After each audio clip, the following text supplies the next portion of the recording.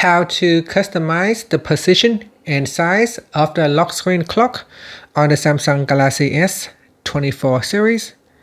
First, tap on the home button to return back to the home screen. From the home screen, swipe down at the top, then tap on the settings icon. Now in the settings page, we scroll down, then tap on wallpaper install. After that, tap on the left hand side panel, that is the lock screen panel. Then tap on the clock. Now to resize the clock, touch and hold on one of the handle and then drag it in or out to resize the clock. You can also move the clock to the left or move it to the right by dragging it to the left or to the right.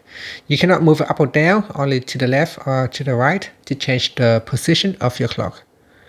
Below here are some different clock style that you could choose.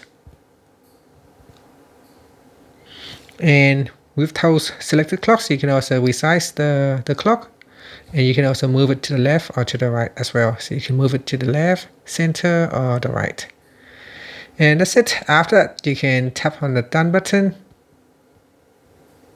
to finish. And finally, you can press on the side button and check out your changes on the lock screen. And that's it.